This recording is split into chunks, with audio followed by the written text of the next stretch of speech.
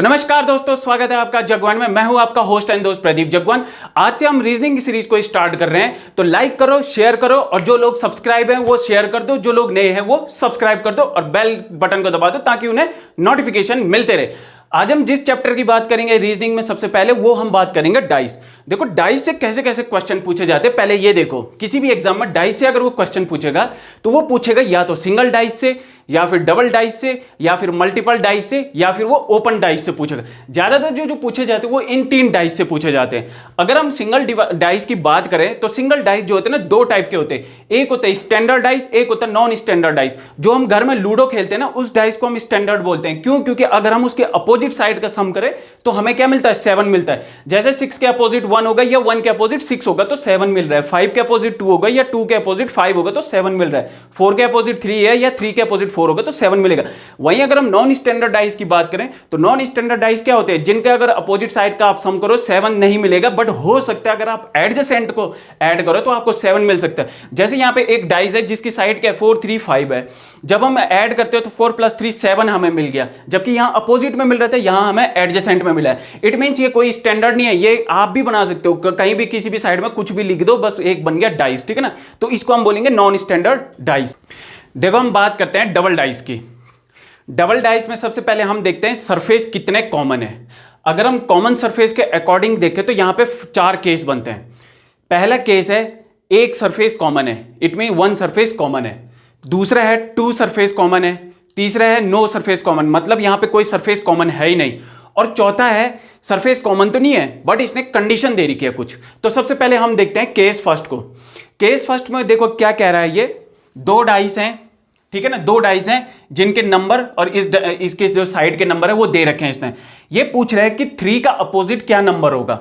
देखो हम सबसे पहले यहां पे क्या देखते हैं, ये देखो जो ये 3 है ना, हम देख रहे हैं ये कॉमन है, दोनों में क्या है? कॉमन है। 3 के दोनों में कॉमन है। अगर 3 कॉमन है तो हम इसके क्या करते हैं, जब 1 सरफेस कॉमन की बात हो तो तब हम करस्पॉन्डिंग साइड को देखते हैं। तो देखो करस्पॉन्डिंग साइड क्या बता रहा है? 2 क्या है? 5 के अपोजिट है।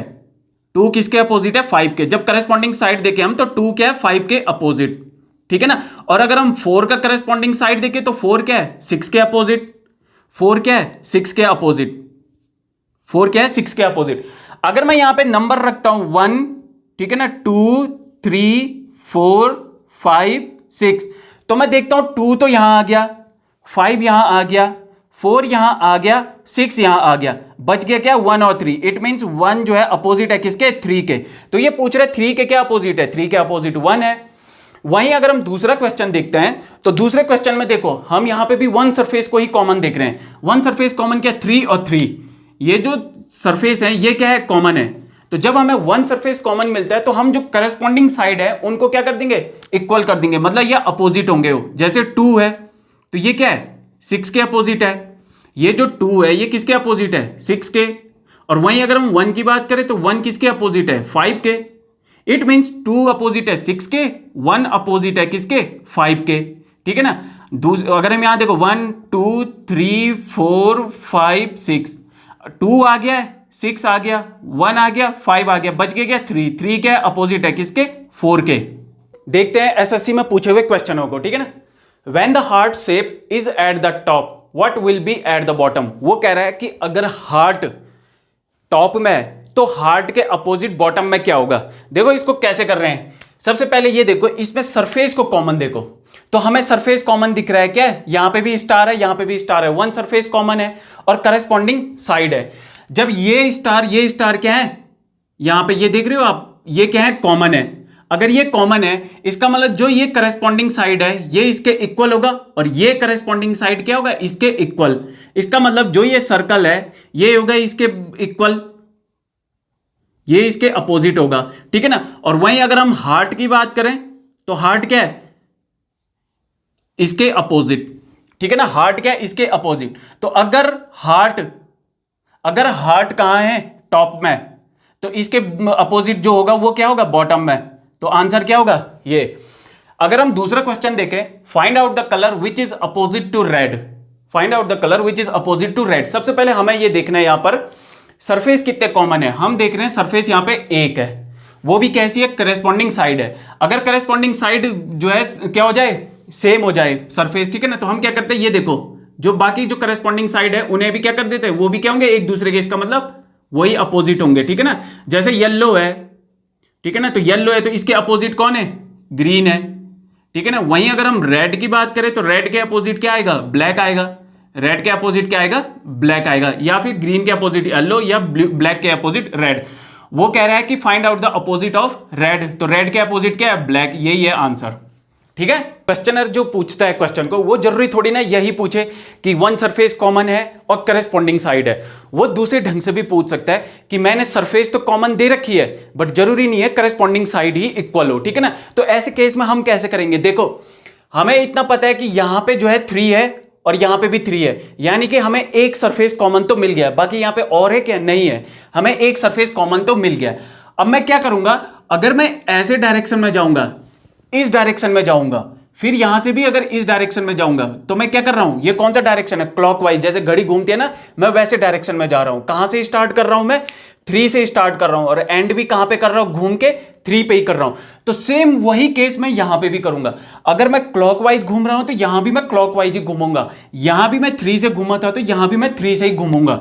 देखो ऐसे करके ये 3 से स्टार्ट हुआ, 5 से फिर 6 पे गया, और 6 से फिर 3 पे आके मतलब फिनिश हो जाएगा, ठीक है ना।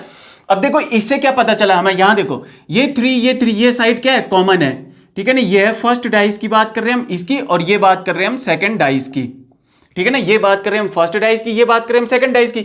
यहां 3 और 3 क्या है, दोनों में कॉमन है। 3 के बाद क्या आ रहा है, 4, तो मैंने लिखा ये फर्स्ट डाइस का 4। यहां 3 के बाद क्या आ रहा है, 5, यानी कि 4 जो है अपोजिट है 5 के, ठीक है ना। 4 के बाद क्या आया, 2, ठीक है ना, इस डाइस में 2 आया, और यहां देखो 5 के बाद क्या आया, 6 आया।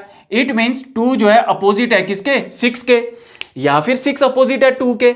यहां क्या बच गया, 3 दोनों में। इट मीन्स, और यहां पर से आप देखो सब डिजिट आ गए बट एक डिजिट नहीं आए, और वो क्या है, मतलब सब नंबर आ गए बट एक नंबर नहीं आया, और वो है 1। तो क्या 3 क्या हो जाएगा, अपोजिट हो जाएगा किसके, 1 के। 3 किसके अपोजिट हो जाएगा, 1 के। सेम क्वेश्चन यहां भी देखो आप, यहां पे देखो कितने सरफेस कॉमन है, एक सरफेस है, बट क्या है, अलग अलग साइड्स हैं, अलग अलग क्या है, साइड्स है। इट मींस मैं अगर यहां पे जाऊंगा तो मैं कैसे जाऊंगा, अगर मैं क्लॉकवाइज जाता हूं, 5 के बाद 4 और 4 के बाद 6, सेम वैसे ही यहां पे भी जाऊंगा, मैं 5 से ही स्टार्ट करूंगा और क्लॉकवाइज जाऊंगा 3, और 3 के बाद 1। तो मैं क्या देखता हूं, यहां देखो 5 और 5 तो क्या है, कॉमन है, ठीक है ना। बट 5 के बाद आ रहा है 4, ये हो गया फर्स्ट डाइस से, ये मैं बात कर रहा हूं फर्स्ट डाइस की, और ये मैं बात कर रहा हूं किसकी, सेकंड डाइस की। ये 4 इस डाइस का जो कि 5 के बाद आ रहा है, यहां पे 5 के बाद क्या आ रहा है, 3। इट मींस 4 अपोजिट है किसके, 3 के, या 3 अपोजिट है किसके, 4 के। 4 के बाद क्या आ रहा है, 6 आ रहा है, ठीक है ना, और यहां पे 3 के बाद क्या आ रहा है, 1 आ रहा है। इट मींस 6 तो अपोजिट है 1 के, या फिर 1 क्या है, अपोजिट है किसके, 6 के। यहां पर से क्या, कौन सा नंबर नहीं आ रहा है, मैं देख रहा हूं एक नंबर नहीं आ रहा, वो है 2, और यहां पे दोनों में क्या आ रहा है, 5 आ रहा है। इट मींस 5 क्या है, अपोजिट है किसके, 2 के, ठीक है ना, या फिर 2 अपोजिट है 5 के। अब हम देखते हैं एक एसएससी में पूछा हुआ क्वेश्चन। यहां पे देखो वन सरफेस कॉमन है, कौन सी, ये यहां पे भी बी है और यहां पे भी क्या है, बी है। अब मैं जब घूमूंगा तो मैं कैसे करके जाऊंगा, क्लॉकवाइज जाऊंगा मैं, बी के बाद सी और सी के बाद ए। यहां की मैंने बी से स्टार्ट करा, यहां पे भी मैं बी से स्टार्ट कर रहा हूं, बी के बाद डी और डी के बाद ई, ठीक है ना। अब देखो फर्स्ट डाइस की बात करूंगा अगर मैं, तो फर्स्ट डाइस में मैं क्या देख रहा हूं, बी को देखा। सेकंड डाइस की बात करूंगा मैं, तो सेकंड डाइस में भी मेरे को कॉमन क्या मिला, बी मिला, ठीक है ना, कॉमन क्या मिला, बी। यहां मैं बी के बाद कहां जा रहा हूं, सी में, और यहां मैं बी के बाद डी में जा रहा हूं। इट मीन सी अपोजिट है डी के, या फिर डी अपोजिट है सी के। यहां मैं सी के बाद कहां जा रहा हूं, ए में, और यहां मैं डी के बाद कहां जा रहा हूं, ई में। इट मींस ए अपोजिट है किसके, ई के, और ई अपोजिट है किसके, बी के। अब यहां पे क्वेश्चन क्या पूछ रहा है, based on diagram which letter is opposite to A. वो पूछ रहा है कि ए के अपोजिट क्या है, तो ए के अपोजिट कौन है, ए के अपोजिट ई है। तो आप देख रहे हो इन क्वेश्चनों से हमें ये तो पता चल गया कि यहां पे वन सरफेस तो कॉमन है, बट जरूरी नहीं है हर बार जो सरफेस कॉमन हो वो करस्पॉन्डिंग हो। ऐसे केस में हम क्या करते हैं, यूनिवर्सल रूल का यूज करते हैं। देखो अब हम बात करते हैं टू सरफेस कॉमन की। टू सरफेस कॉमन का मतलब है कि यहां पे दो सरफेस क्या होंगे, कॉमन होंगे। जैसे आप क्वेश्चन नंबर 1 देख सकते हो, यहां पे भी 2 है और यहां पे भी 2 है, ठीक है ना, और यहां पे भी 3 है, यहां पे भी 3 है। इट मींस यहां पे जो 2 है और यहां पे भी 2 क्या है, कॉमन है। यहां पे भी ये साइड कॉमन है और यहां पे भी ये साइड कॉमन है। ऐसे केस में हम क्या करते हैं, जहां हमें टू सरफेस कॉमन मिल जाता है, ऐसे केस में हम क्या करते हैं, जो रिमेनिंग साइड है इस डाइस का, ठीक है ना। और जो रिमेनिंग साइड है ये इस डाइस का, ये आपस में क्या हो जाते हैं, अपोजिट हो जाते हैं। 4 इसका मतलब क्या हो जाएगा, 5 के अपोजिट हो जाएगा, या फिर 5 अपोजिट हो जाएगा 4 के। वहीं अगर हम दूसरा क्वेश्चन देखें, यहां पे भी देखो ये साइड और इस डाइस की ये साइड कॉमन है, ये साइड और इस डाइस की ये साइड क्या है, कॉमन है। जब ऐसा केस आता है, ठीक है ना, दो सरफेस कॉमन हो जाए, तो उसमें क्या होता है, जो रिमेनिंग साइड है इस डाइस का और रिमेनिंग साइड इस डाइस का, ये क्या हो जाएंगे, आपस में अपोजिट हो जाएंगे। ठीक है। अब देखो जो एसएससी में क्वेश्चन कैसे पूछता है, यहां देखो which number lies to opposite of 2। यहां पे देख रहे हो आप, ये साइड और ये साइड कॉमन, ये साइड और ये साइड कॉमन, तो अपोजिट जो है 2 के कौन लाई करेगा, 4। सेम वैसे यहां पे भी देखो, when 3 is at the bottom what will be at the top। यहां पे देखो ये 2, ठीक है ना, ये यहां पे भी 2, ये साइड क्या हो गई, मतलब कॉमन हो गया। ये 4 देखो यहां पे और ये 4 देखो यहां पे कॉमन हो गया।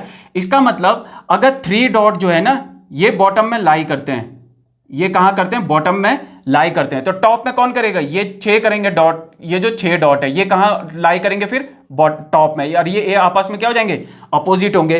तो अब हम करेंगे जो क्वेश्चन एसएससी में पूछे गए हैं, ठीक है ना। When the face containing 1 dot is at the bottom then how many dots would be there on the top face. वो कह रहा है कि जो 1 डॉट है वो बॉटम की साइड है, अगर ये बॉटम की साइड है तो बताओ जो टॉप फेस में इसके अपोजिट होगा वो कितने डॉट होंगे। देखो हमें यहां पे पता है कि 2 सरफेस कॉमन है, अभी तो हमें पता है, बट आपको जब एग्जाम में करने जाओगे तो आपको सरफेस देखने पहले, ठीक है ना। तो हम देख रहे हैं ये जो 3 है, ये 3 यहां भी सेम है और यहां भी सेम है, ये 2 है जो यहां भी सेम है और यहां भी सेम है। देखो जब हमें 2 सरफेस कॉमन मिल गए हैं तो ऑटोमेटिकली जो तीसरे सरफेस होंगे दोनों के वो क्या होंगे, इक्वल होंगे। जैसे 4 है तो ये इक्वल है किसके, 1 के, ठीक है ना। इसका मतलब जो टॉप में कितने डॉट है, इसका मतलब जो टॉप में है वो है कितने, 4 डॉट, ठीक है ना। ये जो 1 4 लिख रहा हूं मैं, ये डॉट को गिन के लिख रहा हूं, ये 1 डॉट 1 डॉट 4 डॉट 4 डॉट। वहीं दूसरा हम क्वेश्चन देखें तो ये कह रहा है when 4 is at the bottom what will be at the top। ये कह रहा है कि अगर 4 डॉट बॉटम में तो ये बताओ टॉप में कितने। सबसे पहले यहां पे हम सरफेस को कॉमन देखते हैं, तो हमें दिख रहा है यहां पे कॉमन सरफेस कितने हैं, ये जो 2 है और इधर भी क्या है 2 है, ठीक। इधर ये 5 है, इधर भी क्या है 5 है।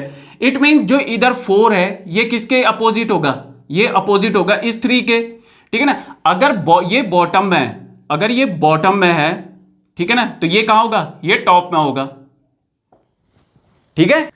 तो आज की क्लास यहीं पे तक, इसके आगे जो और मेथड है वो हमारे अगले सेशन में हम उसको कंटिन्यू करेंगे, ठीक है ना। तो जो लोग नए हैं वो सब्सक्राइब कर दो और बेल बटन को दबा दो ताकि उन्हें जो है अगले सेशन की नोटिफिकेशन मिल जाए, और जो लोग पुराने हैं वो शेयर कर दो, लाइक करो, शेयर करो और सब्सक्राइब करो। अगर कोई मन में डाउट है आप उसको कमेंट करके पूछ सकते हैं। Thank you.